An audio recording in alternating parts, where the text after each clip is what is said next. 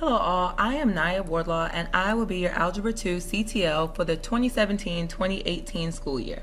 I am super excited about this new opportunity as I am passionate about helping scholars and teachers be successful. This will be my 4th year teaching at Uplift. I have taught everything from 7th grade math to pre-calculus, and this year I will be teaching both Algebra 2 and Advanced Quantitative Reasoning at Summit. I am committed to our scholars, and starting this year I am making an official commitment to teachers and to great instruction. So with that being said, let's change our relationship status and get right into our very first unit preview.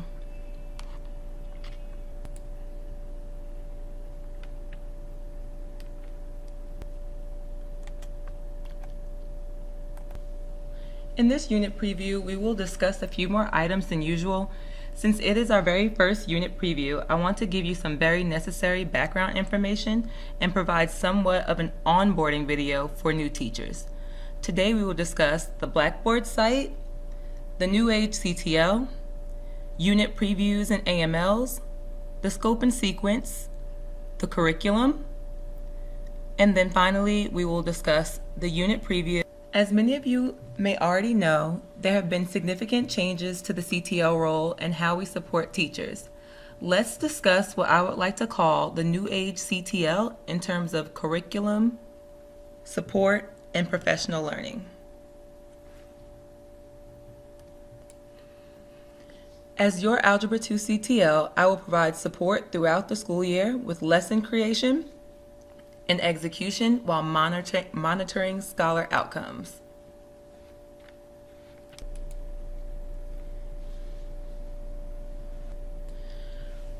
One way that I will support you guys is by doing exactly what I'm doing right now, and that's by creating virtual unit previews.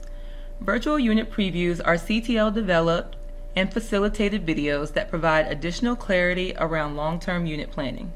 The goal is to help teachers think about and digest the unit as a whole long before teaching it. That way, you guys will have the opportunity to better internalize, plan for, and execute a cohesive unit. I will also support you guys by providing annotated model lessons. AMLs provide teachers with insight into what high-quality lesson preparation entails. AMLs are also aligned to the instructional framework located in the course structure. If you don't know what this is, don't worry, we'll discuss it later in the preview. The AMLs that I provide will include annotations that include my rationale when planning and preparing high-leverage lessons.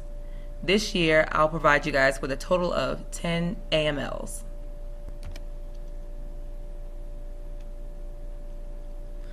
I will also plan components of grade level curriculum. Lastly, I will identify and provide meaningful professional learning opportunities throughout the year to help us all better help our scholars.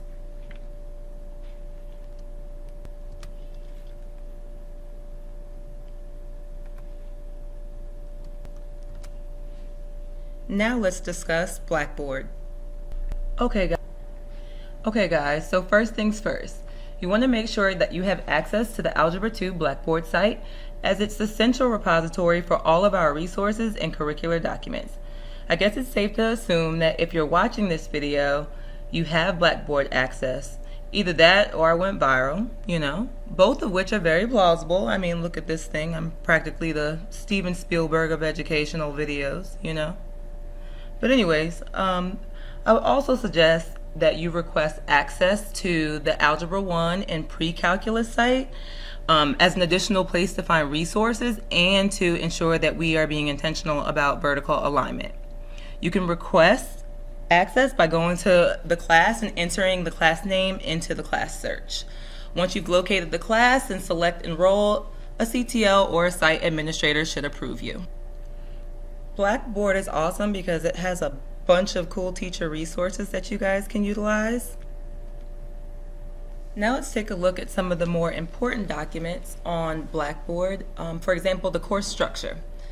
So the course structure basically is a document that sets a vision of excellence for mathematics at Uplift Education. It's a tool that establishes instructional non-negotiables, provides lesson frameworks and specific strategies to support rigorous and aligned instructional execution. It clarifies course requirements and suggests opportunities for additional learning about the subject area. Today we'll take a look at two of the more important items in the course structure, which are the instructional non-negotiables and the instructional frameworks. The instructional non-negotiables are items that must be observed in every single mathematics classroom. These are non-negotiables, and they would include fluency, inquiry, communication, and real-world application. I'm not going to bother to read because you guys should take the time to do that. There are a lot of items and resources on Blackboard that you guys really just need to set the time aside to go over it. But I did want to make sure that you guys were at least able to see it. The instructional non-negotiables are basically instructional components that your dean, your instructional coach, anyone who walks in your room should be able to see these components. I'm not going to bother to read this because I know that we all can read, but I did want to make sure that you guys are familiar, and once you get the time, make sure that you go sit down, get the course structure out, and become familiar with all of the elements that are in it. But wait, there's more non-negotiables for the MYP Mathematics classroom.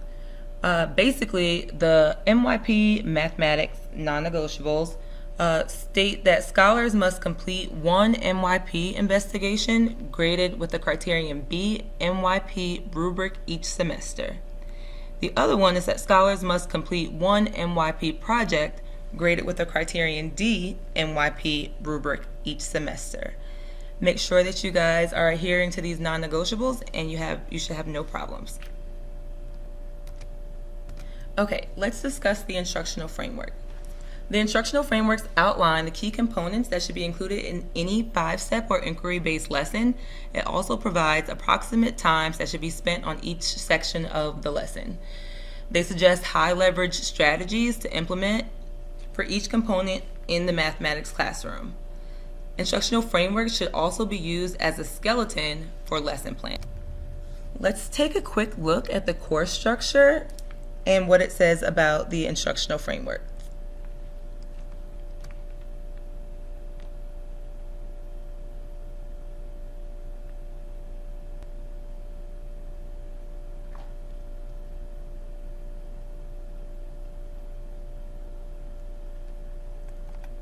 Alrighty.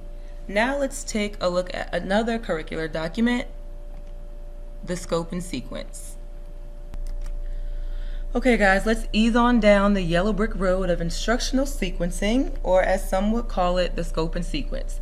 The scope and sequence is an essential document that provides you with details regarding what to teach and when to teach it in order to reach our end goal. Summertime. LOLs. No, but seriously, the scope and sequence is basically a calendar that will tell you when each unit starts and stops and the number of days designated for that particular unit. Take a look at the year at a glance portion of the scope and sequence.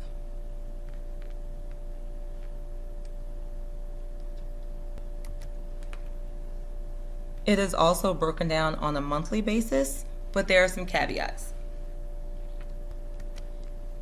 Remember that the scope and sequence is just a guide. Be mindful of campus-specific activities and testing schedules. Be prepared to make adjustments based on scholar needs and scheduling conflicts. And also reach out to veteran teachers for assistance with pacing and scheduling. So remember, save the date and plan backwards. The first CA is scheduled to take place the week of September 25th.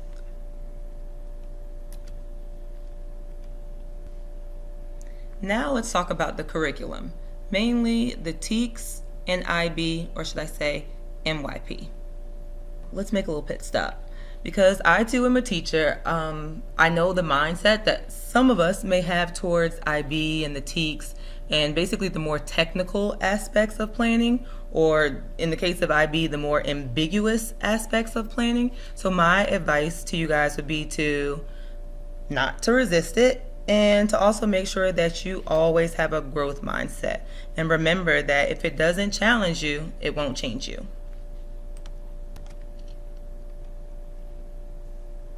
Okay, so the scope and sequence is actually a good place to get a snapshot of the IB framework and the state standards included in the unit. It is important that you familiarize yourself with the readiness standards and the supporting standards that build or scaffold up to readiness. But I want to say, if you want to be a good IB planner, you must read your IB documents in detail and, of course, practice them.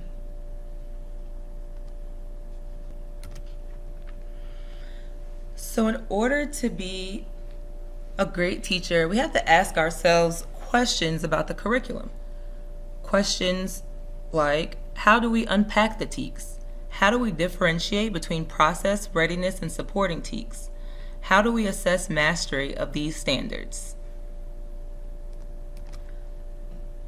We can find the answers to these questions by looking at a few choice resources. The first one being the TEKS snapshot provided to us by Lead Forward.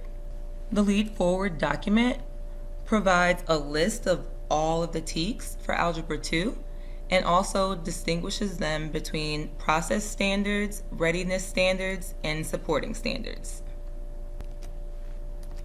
This document can be found in the resource bank located on the Blackboard course site. Another great document that can be found in the resource bank is titled the Algebra 2 TEKS Unpacked. Basically, this document is self-explanatory. It provides a detailed breakdown of the components that each TEK is comprised of, and it also provides information that tells you what students can do in order to learn those TEKs and then subsequently be assessed on those TEKs.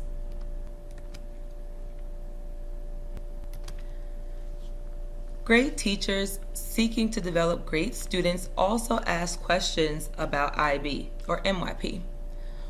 Like, for example, what is the statement of inquiry? How is it developed? What is the process for identifying and or selecting the global context? What about the process for key concepts, related concepts, or approaches to learning, for example? How many do we need to select, and in what time frame? How do we assess mastery? Based on what criteria? How many times should a scholar be assessed throughout the year? How do we distinguish between debatable, factual, and conceptual questions? You can find the answers to these questions in a few chosen IB documents located in the resource bank. These documents include the MYP Subject Guide, the MYP Principles into Practice, the MYP Unit Planner, and the Scope and Sequence. The MYP Subject Guide gives a basic understanding or overarching vision for the MYP curriculum. The MYP Principles into Practice document gives a very detailed framework for how to implement the MYP program or curriculum. So if we go back to the actual MYP subject guide, we will see a basic framework for the approaches to learning. So here they just provide the IB categories for approaches to learning, such as thinking skills, social skills, communication skills, self-management skills, and research skills. If we go back to the principles to practice, you will see a detailed breakdown. So for example, let's take a look at self-management. You'll see that this is broken down into 3 MYP ATL skill clusters: organizational skills, affective skills, and reflection. So MYP subject guide, basic overarching vision, MYP principles into practice, application and implementation. The next document that we'll take a look at is the MYP unit planner. Now I have this saved in the resource bank as a separate document. I do believe that it is part of the MYP principles to practice. However, I like to use this when I'm planning, so I like to have just a one-pager of what it is that I need to do when I'm writing unit plans, and I thought that this would be helpful for you guys as well. Another helpful document that we can use to acquire some information about the curriculum is the note section of the scope and sequence. As you can see here, I've highlighted some important information. For example, under MYP Stage 1, you can see where it says, please ensure that you are assessing each global context, key concept, and related concept at least one time per year, and each assessment criteria at least 2 times per year. Make sure that you take a look at the notes section to get pertinent information. Okay, and that concludes the onboarding portion of our unit preview. Now we can actually talk about the unit. It includes the basic information that any new teacher would need to know, or teachers that are still trying to find their way around IB. Now let's actually get into the Unit 1 preview. Why a unit preview? Basically because even the best plans can fail. We really need to take time to internalize the unit and digest it so that it's clear and concise for scholars. Unit previews allow you to do a number of things. For one, they allow you to gain confidence and reduce the chance of being flustered when presenting new content. You can check the pace of your unit and determine if it needs to be adjusted. Unit previews allow you to make sure that your explanations are clear, organized, and logical for students. It allows you to familiarize and practice different ways of presenting material to ensure student interest and engagement. It also allows you to identify potential last-minute improvements and/or adjustments to your plan before delivery. And in this particular unit preview, we will also go over how MYP unit plans are developed in efforts to become better planners and IB teachers.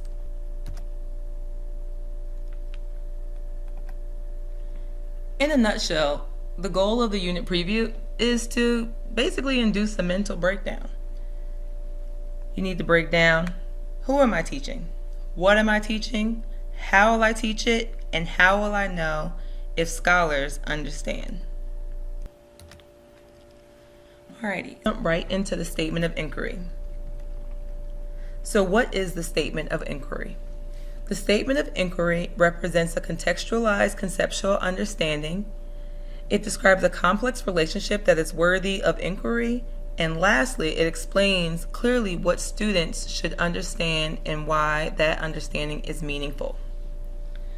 So basically, when I'm planning a unit, I have to ask myself, what are scholars learning? The answer or answers to this question is the statement of inquiry. So my suggestion to you would be to look over the unit, look at the vocabulary, the objectives, the word problems, different stories that may be included in the Pearson text, and look to see if you can identify any reoccurring themes or patterns across the unit. Once you have identified what scholars are learning, you can expand upon your statement by asking yourself, how or why does this relationship or principle occur, and what are the implications of this understanding? In this unit, I see that scholars are transforming parent functions. They're representing relations by using ordered pairs, mappings, graphs, and equations. They're using different variations in terminology, such as the x-intercepts, roots, zeros, or solutions. And they're also being exposed to a lot of terms that we don't necessarily use in the traditional American mathematics curriculum because we are IB. So the statement of inquiry question is, again, what are scholars learning? And in this case, the answer is, in this unit, scholars will learn how functions, relations, and notation and terms can be represented in various ways. Therefore, the statement of inquiry in this unit is, the same ideas can be represented by multiple models. Now let's take a look at global context. So, global context represent or are comprised of a range of ideas, issues that can be personally, locally, nationally, internationally, or globally significant. Global contexts included in the IB framework include identities and relationships, orientation in space and time, personal and cultural representation, scientific and technical innovation, globalization and sustainability, and fairness and development. So with that being said, when I'm planning out the global context portion of the unit plan, I ask myself, why does what we're learning matter? Once I figure out why what we're learning matters, I can direct learning towards our common humanity or the need to protect our planet and the people in it. That provides scholars with a global context. So my rationale for this unit. The global context in this unit is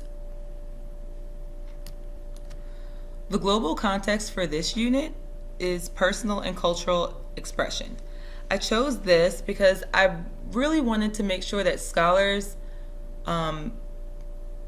really get familiar with IB outside of the IB learner profiles. I think both teachers and students alike are guilty of having a superficial understanding of what IB actually is.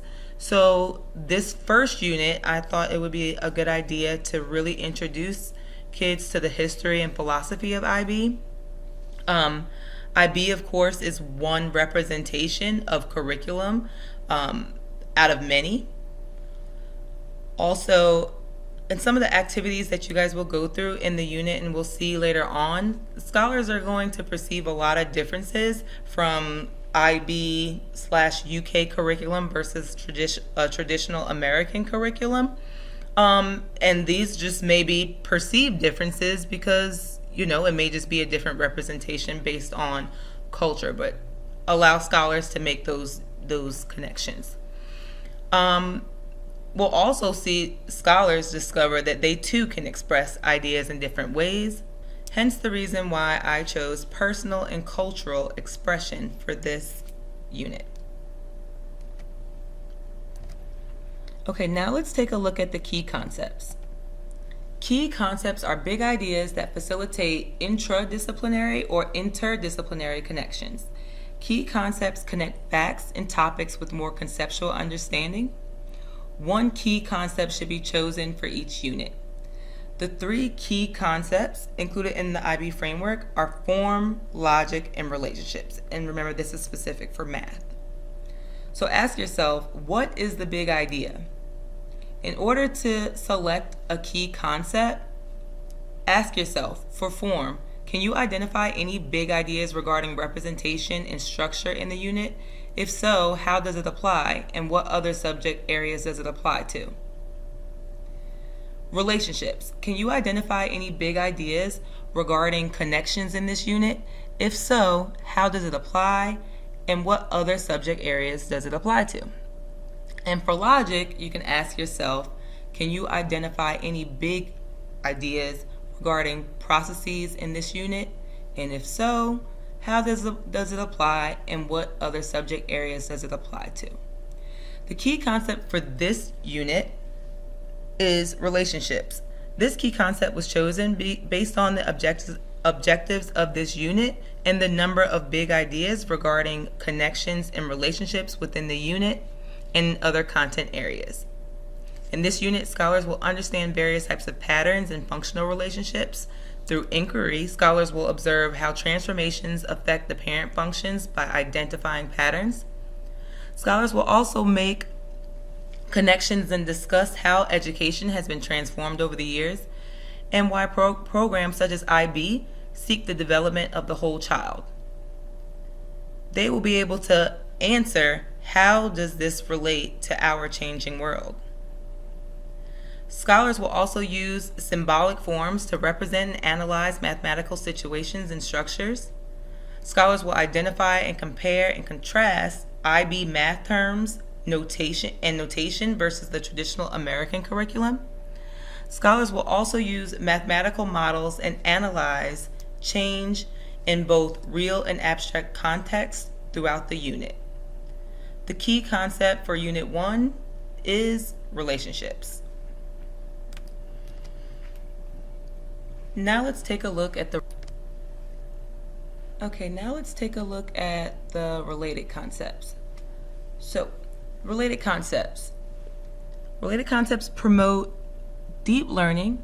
They are useful for exploring key concepts in greater detail. Inquiry into related concepts helps students to develop more complex and sophisticated conceptual understanding. You should choose 2 to 3 related concepts per unit. The related concepts for math are listed below. So when planning out the related concepts, you should ask yourself, how can I promote a deeper understanding? You should use the related concepts to explore the key concepts in greater detail within your content area. Remember, generally speaking, you should use the key concepts to make interdisciplinary connections. So, for instance, in the key concepts, we're making interdisciplinary connections to history because we're learning about the history of IB, possibly even the history of education, depending on how you spin it. For the related concepts, we are making connections within math. So keep that in mind when you're planning. In this unit, it's pretty clear to see how representation plays a huge role when defining and describing relations. Scholars will also use mathematical models and analyze real and abstract contexts through the unit. The related concepts for this unit are model and representation. Now let's take a look at the inquiry questions.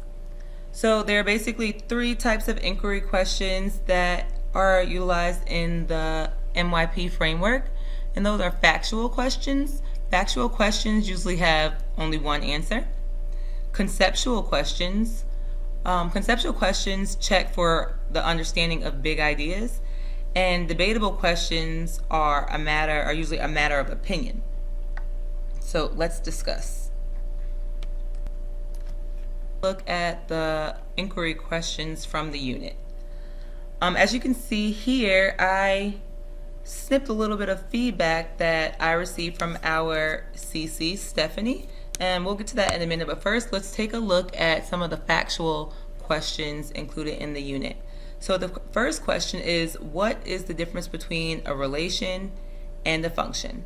Well, we know that a function, for every input, there's one and only one output. So basically, one answer.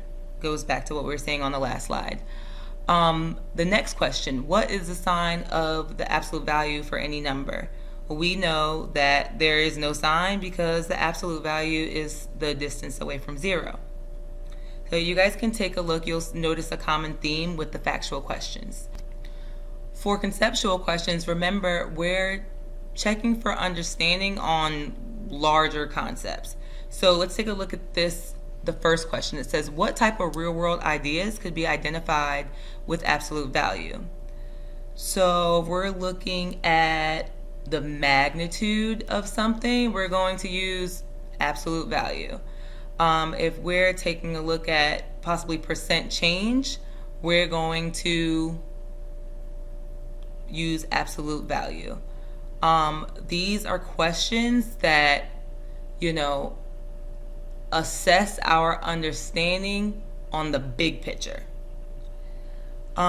Debatable questions. Now this is the part where I really wanted to highlight, because sometimes the difference between conceptual and debatable can be debatable, but my CC provided, or our CC provided, a bit of feedback that can help us differentiate between the two. So initially, I only included the first 3 questions, and if you notice, they are all math related. It says, why do we model scientific data using graphs? What parent, function, models, best models, blank. They are math related. But these debatable questions should provide an opportunity to make connections outside of math.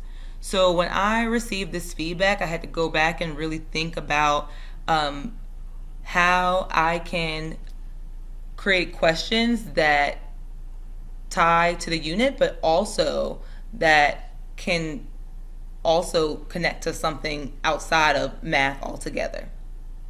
So some examples that I put down were signs and symbols can have different meanings and representations depending on where you're located. Should we develop a global standard?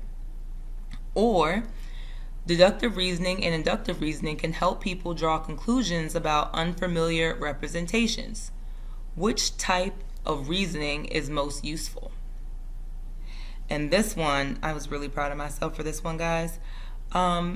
Stenography, brachiography, and tracheography are all synonyms for shorthand notation. Which one best represents the notation used by autocomplete programs like those used to operate Google or Microsoft Word? So again, it can be applied to math, but also it's connected to things outside of math. Okay, moving on to the essential understanding portion of the unit plan.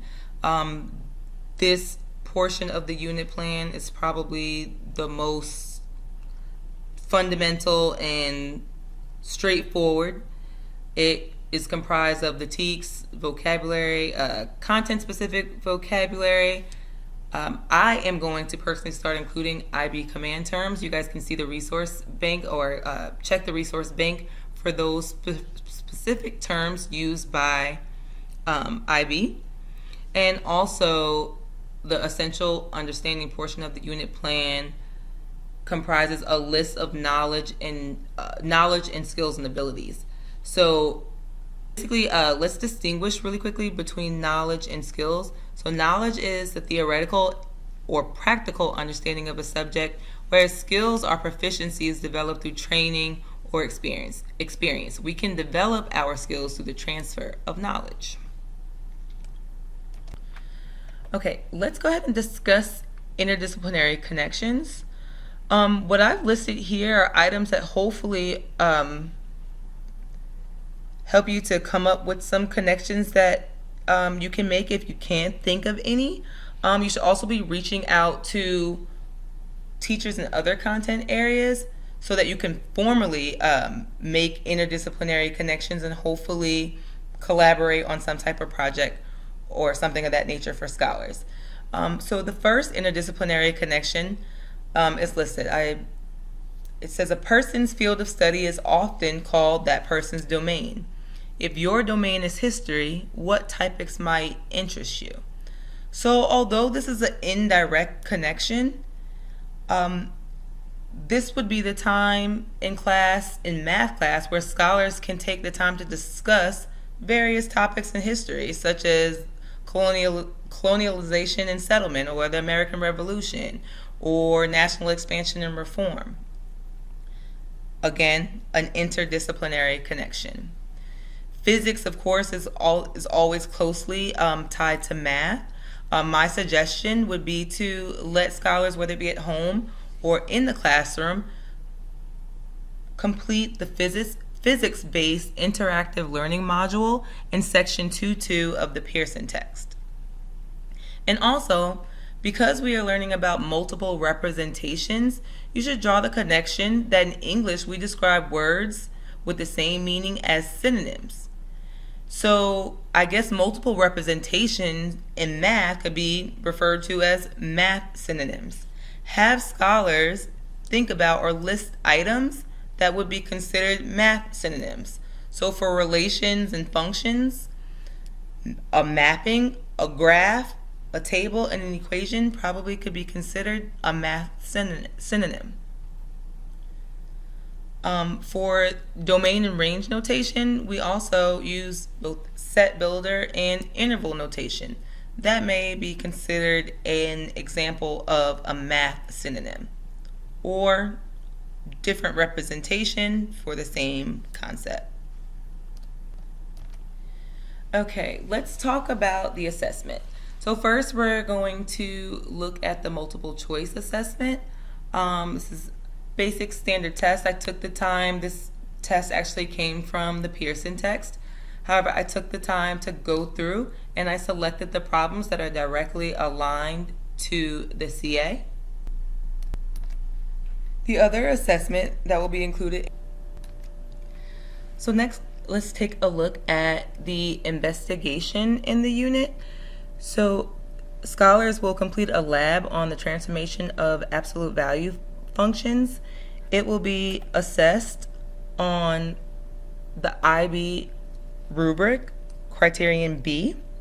And as you can see, there are task-specific, there's a task-specific clarification for each particular strand. So make sure to take a look at this and reach out to me with any questions that you have about this rubric. Now let's take a look at the approaches to learning included in the Stage 3 portion of the unit plan. Approaches to learning, or ATLs, are skills that scholars must develop to help them learn how to learn. ATLs provide teachers and scholars with a common language necessary to develop the process of learning. There are 5 ATL skill categories and 10 coinciding MYP ATL skill clusters. Here they are listed on the right. These skill clusters can also be found in the MYP Principles to Practice. As I planned for this unit, I was trying to think about how the approaches to learning, learning experiences and teaching strategies, and specific differentiation plans for each lesson tied together. I found the answer to my question in the MYP Unit Planner, or what's titled Unit Plan Guidance in the Resource Bank, and it basically set the process up for me. First, I needed to identify the main, or the larger category of ATLs. So if we go back to this particular slide, we have communication, social skills, self-management skills, research skills, and thinking skills. And then we have the cluster. So after you select the ATL skill category, you select the MYP skill cluster from that particular category. After doing that, you can pick up a specific ATL skill. The MYP Principles to Practice document has a long list of specific skills that you guys will see in a minute to be able to facilitate a variety of learning experiences for the scholar. In order to select the proper ATLs, I looked at the different standards, specifically the process standards, English language proficiency standards, college and career readiness standards, in order to be able to identify any common themes, patterns, vocabulary, concepts, skills. And what I determined after looking at these things was that communication skills, critical thinking skills, and organizational skills were all required to be successful in this unit. And so those were the 3 ATLs that I selected for the unit. So let's take a look at lesson 1. So lesson 1 of unit 1 says that students will be able to graph relations, identify functions, and determine the domain and range.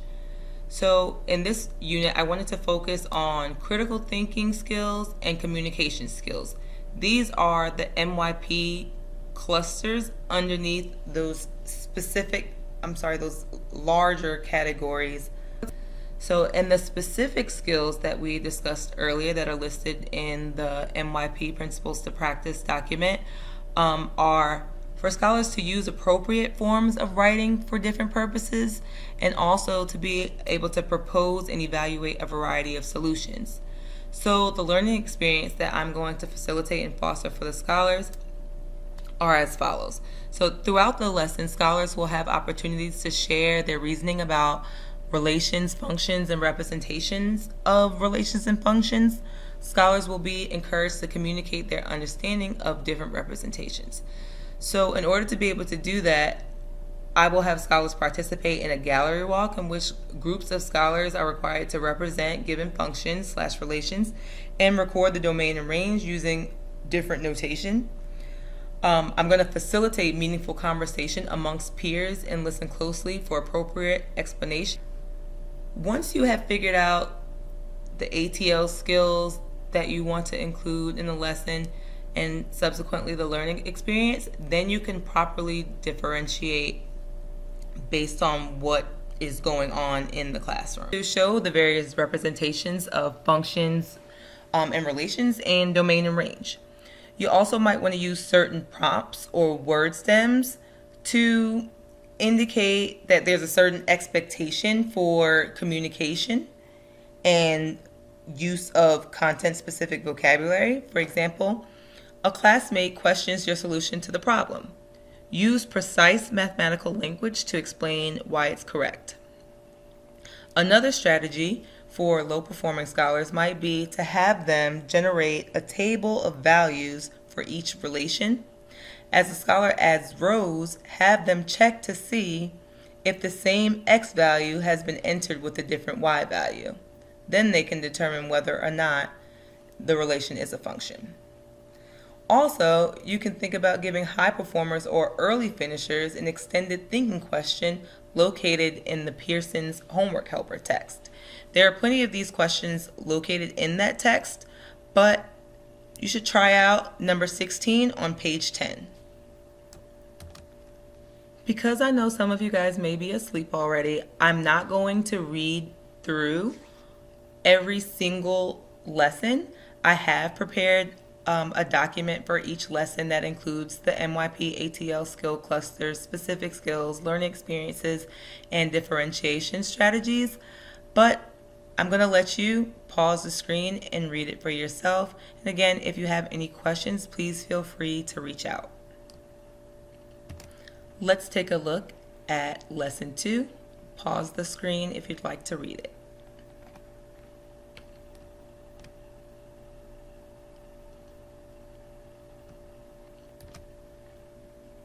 Moving on to lesson 3.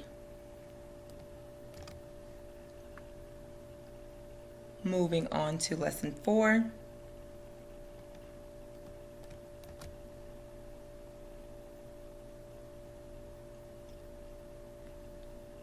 Lesson 5.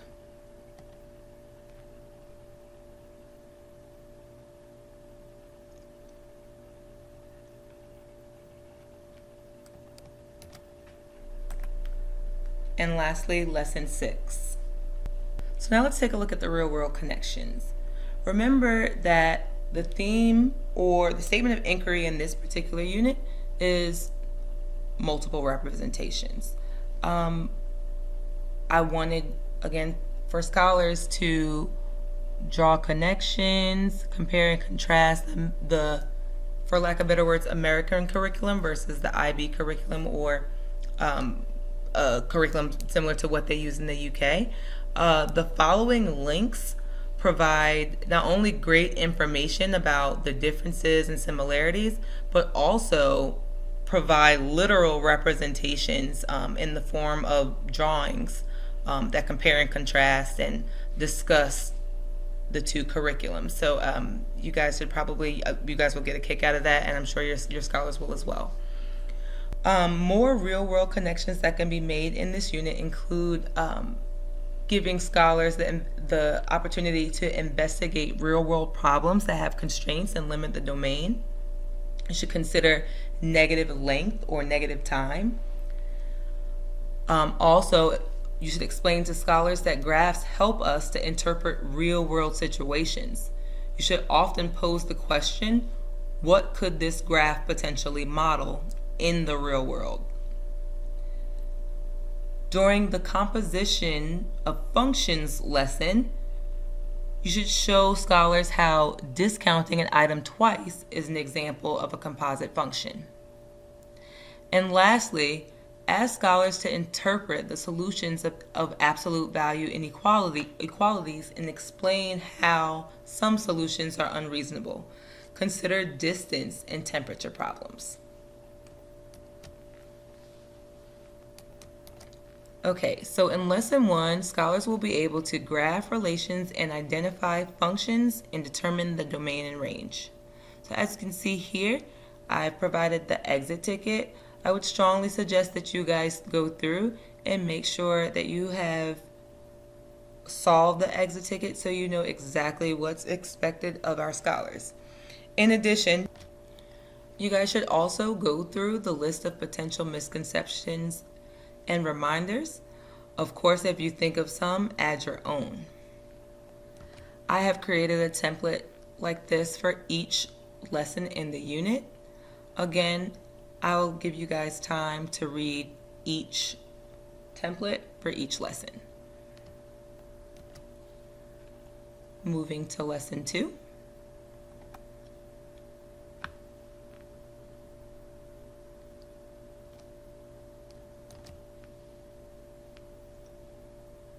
Lesson 3.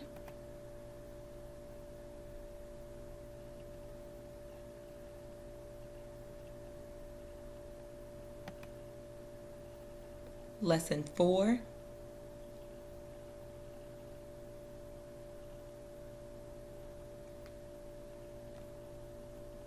Lesson 5.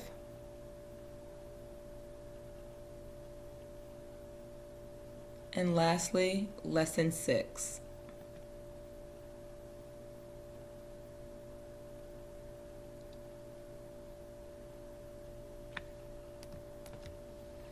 And that, my friends, concludes our very first unit preview.